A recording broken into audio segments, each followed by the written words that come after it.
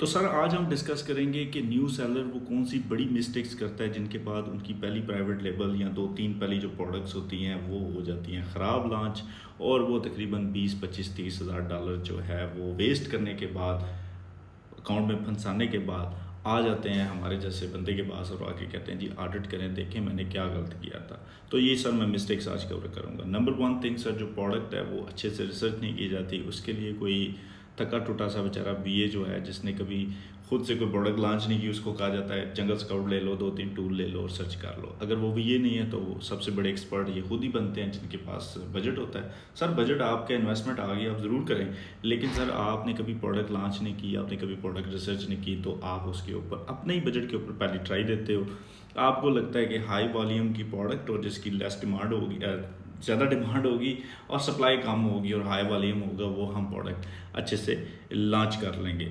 तो वो जब प्रोडक्ट, एक तो मिस्टेक ये है कि प्रोडक्ट को जो बेसिकली रिसर्च करने में प्रॉब्लम। दूसरा, जब वो जाते हैं चाइनीज़ के पास तो प्रोडक्ट डेवलपमेंट के अंदर, सोर्सिंग के अंदर वो चाइनीज़ एजेंट्स जो होते हैं जो कि अली बाबा पे बैठे होते हैं। अली बाबा पे कोई मैन्युफैक्चरर डायरेक्ट नहीं बैठा होता, सारे ट्रेडर्स होते हैं, एजेंट्स होते हैं। उनके साथ वो जो कन्वर्सेशन करते हैं उसमें बैड डील लॉक कर लेते हैं। ये नहीं कि अगर एक $20 की प्रोडक्ट है तो उसे सोर्स कितने में होना चाहिए, उसे सोर्स $3 4 में होना चाहिए, वो सोर्स कर लेते हैं $6 7 में।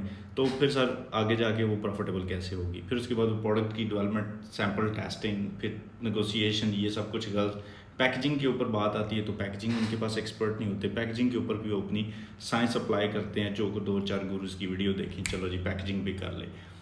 फिर वो प्रोडक्ट पहुंच गई तो सर अब यहाँ से कहानी शुरू होती है। फोटोग्राफी अच्छी नहीं होती क्योंकि एक्सपर्ट तो हायर नहीं करना, कोई सस्ते वाला फोटोग्राफर लेना है, कोई रिश्तेदार, कोई किसी को लेना है, यार इसकी पिक्चर्स ले लो, फ़ोन से पिक्चर ले लो, चलो कोई बात नहीं, कोई छोटा मोटा DSLR पकड़ लो, कोई पता नहीं कौन सा एंगल कवर करना है। फिर उसके बाद क्रिएटिव्स के लिए ग्राफिक को बंदा ले लिया, उससे काम करवा लिया, एक थोड़ी बहुत ही स्टोरी बनाई और PDP प्रोडक्ट डिटेल पे डिज़ाइन किया और लाइव कर दिया। अब आ गया सारा एडवर्टाइजिंग, PPC। तो कुछ बड़े ही महा किस्म के उस्ताद लोग होते हैं, वो कहते हैं PPC तो मैं खुद रन कर लूँगा, लेकिन की नहीं है कभी, सिर्फ कोर्स शोर्स देख के रन कर लेंगे। तो फिर वो भी प्रॉब्लम्स, वेस्ट स्पेंड तकरीबन 50 60% वो वेस्ट कर देते हैं। यानी कि अगर वो $20,000 में से $10,000 जो है ना वो लगाते हैं प्रोडक्ट के ऊपर, $10,000 की एडवर्टाइजिंग पे आ जाते हैं, तो $10,000 में $6,000 की तो एडवर्टाइजिंग रॉन्ग कर दी है, तो वो भी किया। उसके बाद फिर अकाउंट फंस गया। अब सर उसके बाद जब एडवर्टाइजिंग भी हो जाती है तो फिर जो डिफरेंट इन्वेंट्री सेंड करने के जो प्रॉब्लम्स होते हैं वो भी उन्हें आ जाते हैं। तो सर ये सब कुछ करने के बाद फिर वो जनाब कहते हैं कि नहीं ये तो काम और नहीं किया, अमेज़ॉन कोई अच्छा बिजनेस नहीं है। या फिर वो ये कहते हैं चलो भाई जाके किसी एक्सपर्ट को पकड़ते हैं, फिर उससे पूछते हैं। तो सर एक्सपर्ट अब आके आपकी एडवर्टाइजिंग को टर्न अराउंड तो कर लेगा, लेकिन जो प्रोडक्ट आपने ऑर्डर करके वेयर हाउस में भेजी है अब उसको वो चेंज नहीं कर सकता।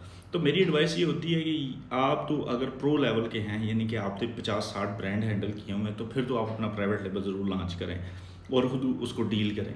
लेकिन अगर आपने नहीं किया हुआ तो सर जिसका काम उसी को सजे, उसको दें। आपका बजट जिस हिसाब से है उसी हिसाब से अपना कंसल्टेंट हायर कर लें और अपने आप को आगे लेके चलें।